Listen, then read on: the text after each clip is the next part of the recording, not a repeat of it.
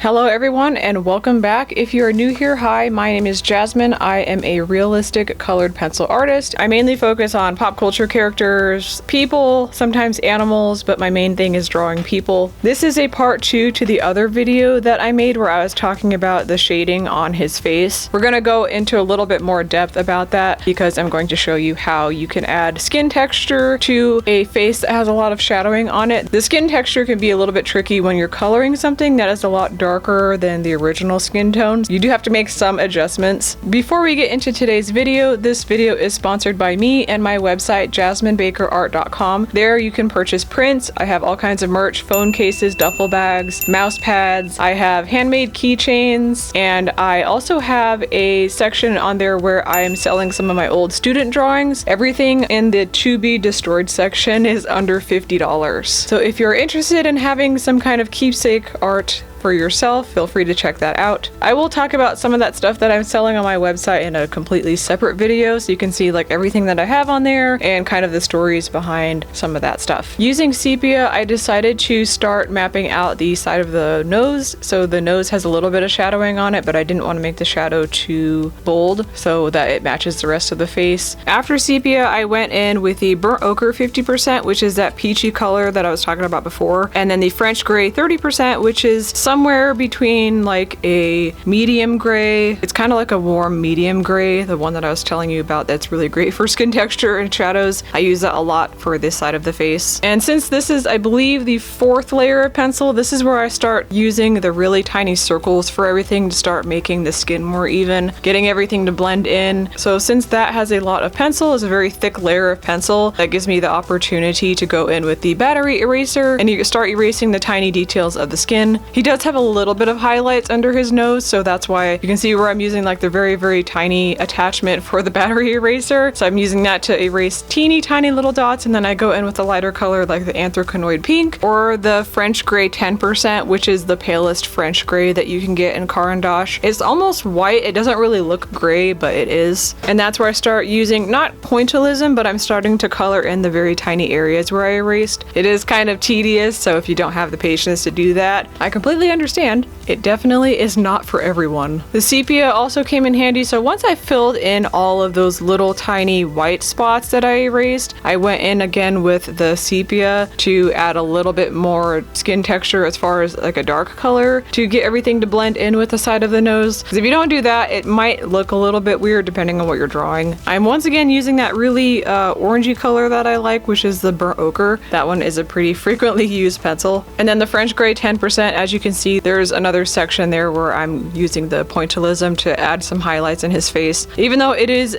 a shadowed area of the face, I like to add that in because it just adds a little bit more depth and it kind of sets that apart from the side of his face where the beard is. Because once I start coloring that, it starts to get a little bit difficult to add in texture after. So I try to do it before to kind of establish a good base to draw the beard whiskers over. Under the nose, I go in with a very light layer of black, and that way the bottom of the nose is separate from the rest of the face. It starts to look a little bit weird sometimes, so you have to be very careful with using a lot of black. After that, I went in with that pinky brown color, the burnt sienna 50%. That's the toned down brown that has a little bit of a pink tint to it. To me, it looks more mauve. I just call it mauve usually, but that's what I'm talking about when I'm talking about this color. So on the side of the nose, I decided to use the regular burnt sienna because it has such a warm tone to it. It adds a really good color to the side of his face. And I'm starting to kind of draw little beard hairs where the beard is, even though the beard is actually like a really dark brown. I'm doing that so that when I do draw the beard hairs, they kind of go side by side with the brown color, so you can see some of the skin in between the hairs instead of coloring it all one solid color. That way it looks more realistic. I'm extremely familiar with drawing hair. It's actually quite easy for me for the most part, unless it's like a beard. Then I find it a little bit challenging. After that, I use a greenish toned brown, which is called raw umber. It's a pretty dark brown that has a green undertone, kind of like an olive green, but very dark. And that is what I'm using there on the side of the nose to put that nostril a little bit further back. Since there's a lot of pencil layers on the nose, I go in and scrape away a little bit of skin detailing with the X-Acto knife. And since that is an olive toned brown, which is like basically a green, I went in with the Perylene brown to kind of offset the green of that. And that actually makes the skin darker. So once I I color another color over that, like the gray, and then finally the skin tones, you'll see that the nostril is a lot further back. It kind of tricks the eye. When you're coloring with colored pencil, the reason that I like to keep the pencils very sharp is because one, it's very easy to add tiny details when you need to, such as skin texture and drawing little fine hairs. And two, it's easier to fill in the white spots on the paper. It's very difficult to do that if you color with dull pencils. After I've added those layers under the nostril, that's when I go in with the burnt ochre 50%. Then I went and moved up to the corner of the eye and started scraping away details with the X-Acto knife once again. Here's a reference picture. If you zoom in really close, you can see the little highlights where his eyelids are. Eyelids can be very tricky because it's very easy to do a definitive shape for those, and they end up looking very weird if you're not careful. If you're not using light layers of pencil around that area to build up the color, it's going to look very, very strange. That is something that I struggled with over the years. I know a lot of my old drawings, the proportions of people's faces were pretty off, and the fact that their eyes just looked like they were plastered to their faces was another thing that I absolutely hated about my old work. I also like to replace the X-Acto knife blades, usually between drawings. With each drawing that I do, I try to replace those because they do get worn down quite a bit when you're scraping away on paper and you're not using really the entire area of the knife. So the tip of the knife is the most important because it's the sharpest. That's going to allow you to scrape away all of the tiny details and really do like basically line work, but just a little bit different. I do have a section on my Amazon store where you can shop supplies that I use, and I do include the X-Acto knife and the blade replacements as something that I highly recommend if you're doing this type of work. I do also highly recommend it for just regular pencil work. You can get a lot of detail in there. You can put indents in the paper when you're working with graphite using that knife. It serves a lot of purposes. Once again, I am coloring the side of the nose, and we're going in with a darker color, a little bit of black as well as the dark flesh and the sepia, and then I went over that again with the burnt sienna to add more texture to the side of his nose. I added details under his eyes with the French gray once I etched away that color, so still shows highlight on his skin, but it's a very dark color, so it's not actually as bright as it looks. Once I color the rest of the face, it's going to make sense. This drawing definitely had a few little challenges, but I'm glad to be drawing again. It's been a couple of years since I did a portrait like this. I did a Barbie drawing last year, but I kind of don't like it. That's whatever. And I went over that again with the black, and I believe I used a red color around the black. It looks like the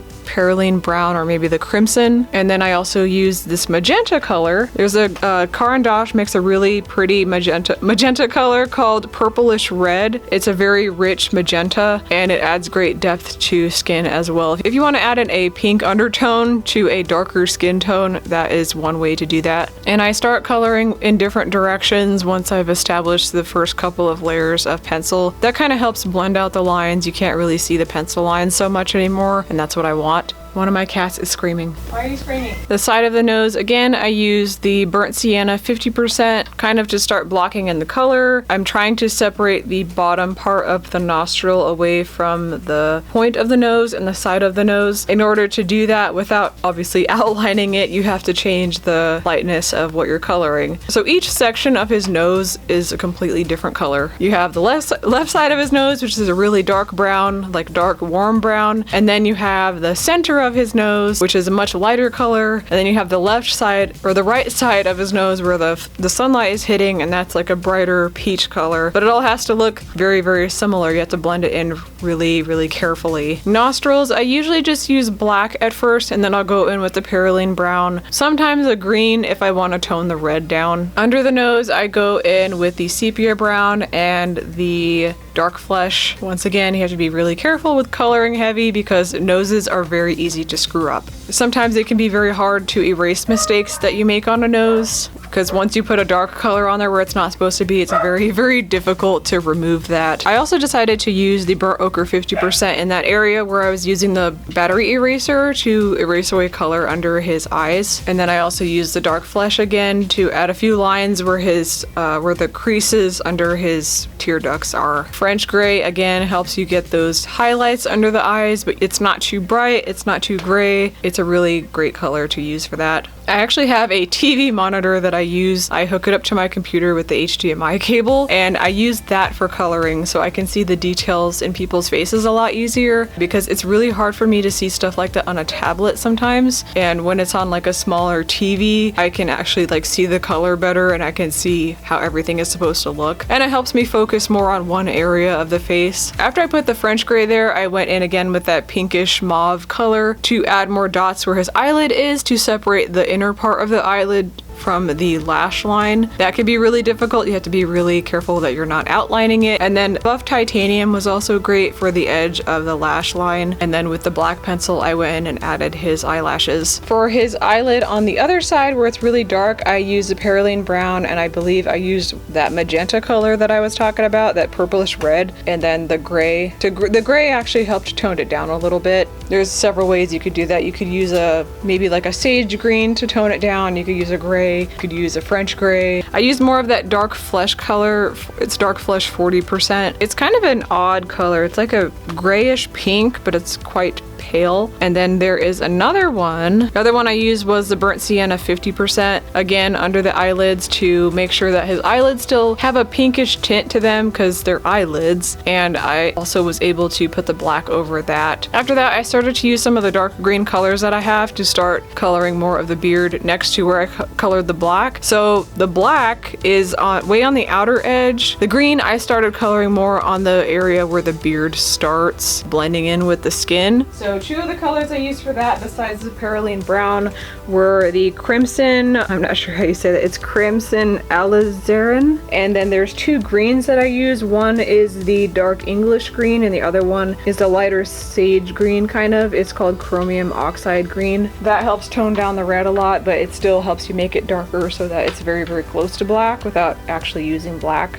Once I go back in later and start adding in highlights in his beard, it's going to make sense, I promise. So this is the Chromium Oxide Green. As you can see, it's quite a bit lighter, and that's where I went over with the Perylene Brown, which is that dark brownish red that I use a lot of in this piece. The sepia I used over top of the area where I started coloring with those red and green tones, so it starts to look like a very, very dark brown near where his beard is. And then I use that dark green once again to start coloring a little bit where the corner of the mouth is, where the beard starts, and then I made the skin there a little bit darker. This paper is pretty forgiving. It is the Strathmore 3-ply plate Bristol. They do make a 4-ply Bristol, which is also great. This might be 4-ply, hold on. This is either the 3-ply or the 4-ply plate Bristol. I need 4-ply, 4-ply, 4-ply. The more plies the paper has, it's a little bit more forgiving, so it's okay if you make a few mistakes. It's a little bit easier to erase. If the paper is really thin, it's going to be a little bit more difficult to work with. I actually started out doing portraits with the Caran d'Ache pencils with the 2-ply plate Bristol. That was before I knew that there were more thicknesses of the same type of paper, but I really like this paper. It's like perfect for colored pencil, at least for Caran d'Ache and Prismacolor in my opinion. I don't think that it's great for the Faber-Castell Polychromos or the Derwent Chroma Flow. I think those pencils are better for paper that has a little bit more tooth in it. So I would probably use those on like a vellum version of this, because they do make a vellum one. On the side of his mouth, I started using the X-Acto knife to add a little bit of lines to the skin, and then I went in again with the sepia on the side of the face to color a little bit darker because it wasn't quite as dark as I wanted it to be. I was trying to make sure I filled in all the white sections of the paper. The parts where I used the X-Acto knife near the bottom of his mouth, I went in with that peachy color. After that, I started coloring a little bit of his hair just because it's so close to the face right there in that section, and that I used black, and then I went over that with the sepia. That way it looks like a darker brown. And then I used the burnt sienna once again to blend the dark brown in with the black. And then I alternated between the sepia and the dark flesh. After that, I started a little bit working on the mustache right under his nose where the bottom of the nostril is. I went in with the black pencil, and then I used the pointillism again to add more texture under his eyes so it doesn't look like it's a completely separate section from the rest of his face. And then I started adding a few hairs here and there with the darker brown pencils. After that, I went over the black with one of the brown pencils because I was trying to get it to be pretty dark, and then there's just a little bit of me mapping out some of the black parts of the beard just so later I know where it is. That I didn't use a really sharp pencil for. I don't see the use in that. All the color that I put on top of that though, that will have to be all sharp pencils. And that's it for today. Thank you so much for watching. Be sure to check out my website, jasminebakerart.com, where you can purchase fine art prints as well as originals. I have a lot of work on there. I still have a lot of things that I need to add to the store, but feel free to shop around on there, and feel free to check out my Amazon store. I'll leave a link for both of those in the description. So if you do buy anything, I do make a small commission from that. And if you do buy any art supplies, feel free to tag me in your Instagram posts about it, and I will see you in the next one. Bye.